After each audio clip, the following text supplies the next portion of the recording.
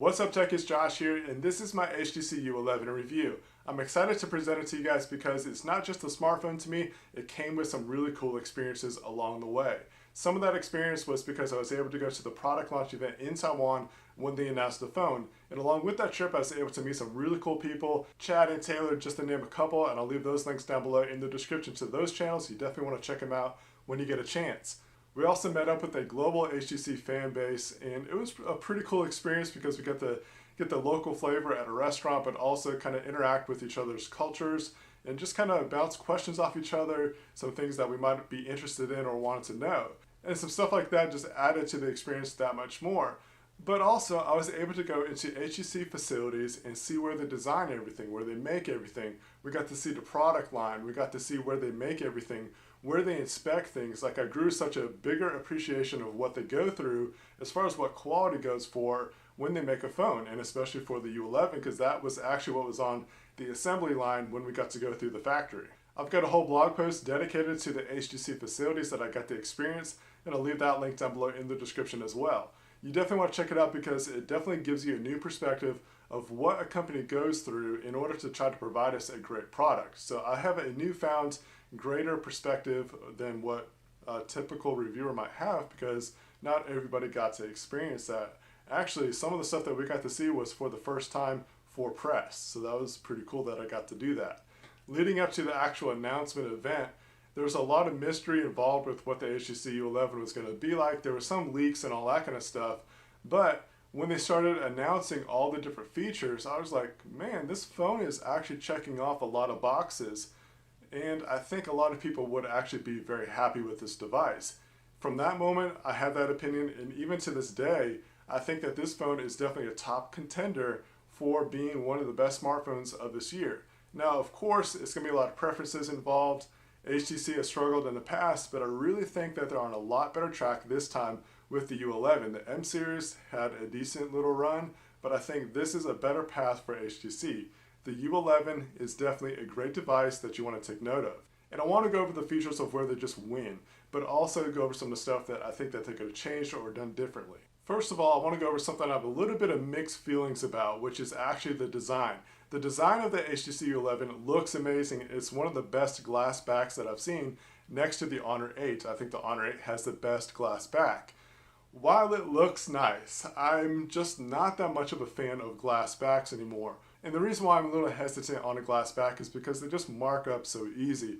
Whether there's fingerprints or scratches or marks like that, it just doesn't stay clean, so there's no way to enjoy the device apart from having a skin or a case. Now, if you want a skin, I definitely recommend SLICKWRAPS. I'll leave a link down below. You'll save some money by using the code BANETECH at checkout. And they have some great looking skins, some great feeling skins, but it covers up the whole device. And it's just one of those things like, yeah, it's a beautiful design, but it's going to end up having to be covered, whether it's a skin, case, or fingerprints. An area the U11 does really well in is the camera, and as a matter of fact, I'm shooting this part of the video with the HTC U11, so I want to know what your opinion is of what the audio and also what the video looks like. And I'll include some other video clips apart from just me talking to you guys, so you can see some examples of what this camera is capable of.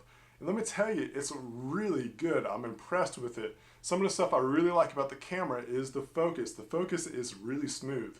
When you touch the focus, it's not this big jittery kind of look or movement, but it's nice and just smooth. It's very cool how they do that. It records up to 4K. It's got these really cool sound effects that you can do. It's got 3D sound. So if you were to zoom in on the picture, it actually zooms in on the sound as well. So you can pick that up. It's a really cool feature of how they do that.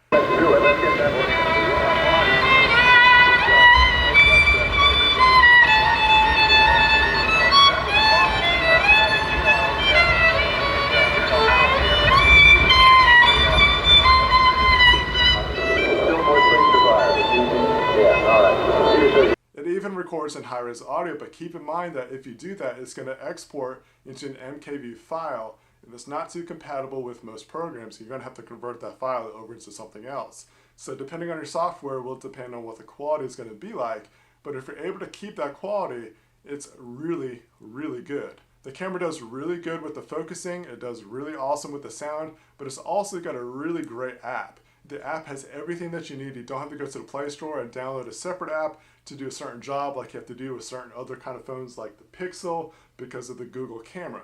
Now the camera on the Pixel is really good, and you know, if you think about it, HTC actually made the Pixel, so it's no surprise that the camera is really good. I just like a camera app that has everything already built in. You don't have to go to the Play Store to download certain stuff. That's just what I like, and the HTC U11 has that. The front-facing camera is impressive as well, and you're going to get some really good results from that, whether you're doing photos or videos. It produces a really good image. The U11 only comes with a single shooter on the back end. Now this is kind of the day and age that we're starting to see dual camera setups, and I would have liked to seen that with the HTC U11. With the dual camera setup, you get more dynamic range, you get a lot more just in-depth details when you have that dual camera setup.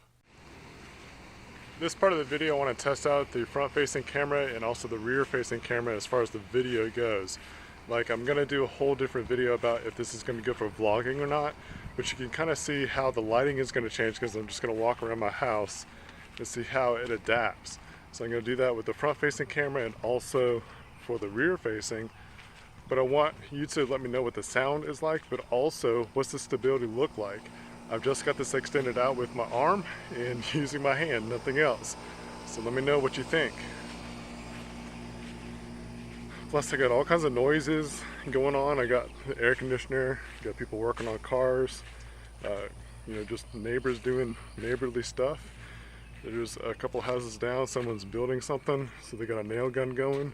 So we got all kinds of little distractions and noises that might take away from the experience of the camera. So I've pretty much made one round around the house, and it's time to flip on over to the rear facing camera. I'm going to continue to talk about the camera while I do that. So there should be some different stability going on with the rear facing camera because it's got EIS along with OIS, which electronic stabilization like what the Pixel has, but also optic image stabilization, which is a really awesome combo to have both of those in one camera. That's really fantastic. It's amazing actually that they did that, and it's actually something I've been looking forward to using because of having these two features put together. So just wondering what the 3D acoustic sound is like. Let me know if you could hear me as I walk past that air conditioner unit. Let me know what the sound to you is like. One of the things that I discovered about this camera is when you're shooting in 4K, you're only going to get 6-minute clips each. So that's not too much. Now if I put an SD card inside, this is just using the onboard storage. So there definitely needs to be a longer amount of time to be able to record. 6 minutes is really not that long. Moving on over to the sound department, HTC just does a great job, and there's really not another phone out there that really compares to it, at least in my experience. Boom sound, it just takes it to a whole new level. Boom sound is where it's at. It's something that HTC has done so well for so many years now. Now, I would definitely like to have the front-facing speakers back again. Once you hear front-facing speakers, you don't really want anything else. That's what you want on every phone. It's just so much better when the sound is coming at you instead of away from you. However, the speakers are actually pretty impressive of the sound that they put out. So now on HTC U11, the same piano here is actually it's like the finger. When you touch, it's more powerful. The note, every note. You can try again. 第一首，对。So the piano part, and then on U11.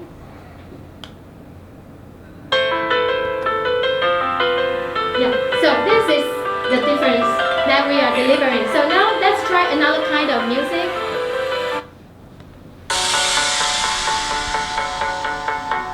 So this kind of music is more rhythm.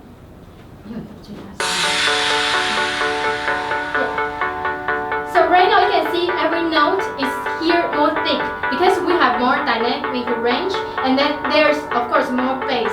So together you can hear it's like louder because every range is more. Yeah. Keep in mind that this is a water-resistant phone and it still has good speakers. So HTC has done a really good job of kind of finding the middle grounds of keeping the water resistance but also providing really good sound as far as what the speakers are like. It's not like what they used to have with the front-facing speakers, but it does get pretty dang loud. HTC also has ViewSonic sound, which plays right in with their USB connection in the earbuds that they provide. And there's no 3.5mm headphone jack. I know some people That might be a deal breaker. It's not one for me because most of the time I'm using Bluetooth connections anyways. But with the earbuds that they provide with that USB connection, it is actually a really good sound experience. I'm no audiophile, but I know what sounds good and what sounds bad, and these definitely sound good, especially for anybody that's like an average user. They're going to be impressed with that sound quality, and they're not going to be disappointed with what they're hearing. And one of the things that they do is sound profiles, which is really cool. It analyzes the background noise that's going on around you, and it tries to provide you the best experience possible in that kind of environment. As a matter of fact, I was mowing the grass the other day, and I used the Galaxy S8 with their earbuds that they provide versus the HTC U11 and the earbuds that they provide. Now, I will say that the Galaxy S8 still worked pretty good. I wasn't disappointed with what it was like. I did notice a difference with the noise cancellation with the HTC U11. It wasn't just the noise cancellation that was impressive. I was able to listen to my music and podcast, and it sounded better than what the Galaxy S8 did. I'm not saying like it was astronomical difference, but it was definitely a noticeable difference with the U-Sonic sound versus the Galaxy S8 sound. The other feature that makes this phone stand out from the rest is the squeezable feature. There's no other phone that does that, so it's obvious that it sets it apart from everybody else. But is it a gimmick? Is it something that you can actually use? And I would say yes. And it's because you can customize it to other shortcuts, but also any app. So all you gotta do is squeeze it or long squeeze it, so there's two different ways that you can squeeze the phone to access the shortcut that you have set. And one of the things I was concerned about is like, well, how sensitive is the squeeze gonna be? Because if it's in my pocket or if it's in a bag, anything that puts any pressure on the sides, is it going to activate that app or feature that you set it to? And the answer is it actually has a cool setup process to where it senses how much you're going to squeeze it. You can squeeze it really hard, or you can kind of give it a nice little nudge, and somewhere in between it kind of senses how much you're going to squeeze the phone. I've never said squeeze so much in a phone review, but anyways, the squeeze feature is really cool because of that. It's sensitive to your own personal squeezability or squeeziness. This is just making this awkward now, but it's just a really cool feature, and I found it useful for actually just taking screenshots. I have it set to the long one, so when I long squeeze it, I'm used to saying long press, but when you long squeeze the phone, it takes a screenshot. And for the short squeeze, I have it to open up the camera app.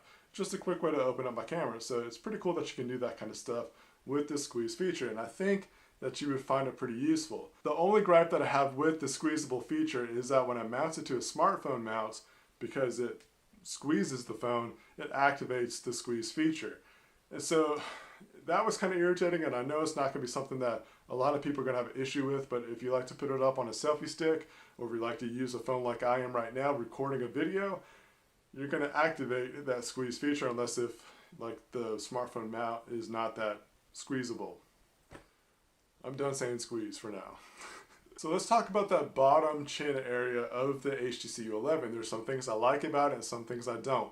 So first of all, what I don't like about it is that it does seem rather big, and the buttons are kind of low down onto the chin area. It's not centered, so it kind of makes me wonder what's behind that part, that they don't extend the screen or they don't put a front-facing speaker there.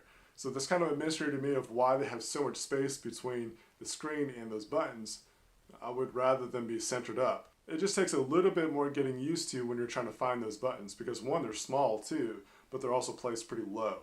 I do like having the home button and the fingerprint sensor on the front, because most of the time when I'm at my desk, whether it's at home or work, it's flat on the desk. So if I get a notification or if I want to interact with the phone, all I gotta do is press that button, and I don't have to pick up the phone in order to interact with the phone.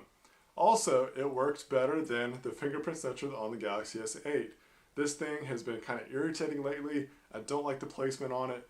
You know, if it was down here on the bottom, it'd be a different story. But either way, I like it better on the front. I have a better time with it. It's just a natural way for me to hold the phone. It just works better for me. And that's one of the things I do like about it. I know some people like to have that fingerprint sensor on the back for your own reasons, and I understand those reasons. I actually like some of those reasons, so I don't know. What's your thoughts? Do you like on the front or do you like on the back? Let me know down in the comments. Although I do like how HTC has provided a bigger screen this year, it's just hard to beat the design of the Galaxy S8 or even the LG G6. The aspect ratio, you got all this screen real estate, hardly any bezel.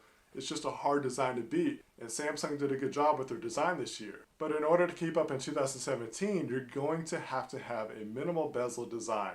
It's just going to be very hard to compete with anything that's outside of this. The HTC U11 comes with 64 gigs of onboard storage, and that should be enough for most people, but if you need to expand that, you can do that with an SD card. The HTC U11 did leave off wireless charging, so that might be a deal breaker to you. It's not to me. I like fast charging anyways. Actually, I've got the Galaxy S8 and I hardly ever use wireless charging. It's just not a big deal to me. But keep that in mind in case if that is something that you take note of or something that's important to you. As far as performance goes, this has been a great experience. I've not had any kind of issues at all. It flies through apps. I'm able to play games just fine. So you're not going to be disappointed with how it performs. As far as battery life goes, I just really don't like to get into that conversation because there's so many variables involved. But I made it a point to use this phone exclusively on the weekends where I'm home all the time around Wi-Fi, and it got me through the entire day. So would I use this over any other phone that's available today? That's a tough question because I like the Galaxy S8. It's been a pretty good experience. I've used this phone the most as far as the last month or so, alongside with the HTC U11, like I said, on the weekends to where I could use it all day at home. It's just a tough choice, and it's going to come down to preferences and what kind of features you like. The HTC U11 checks off a lot of boxes. One, it beats pretty much every phone out there in the audio department.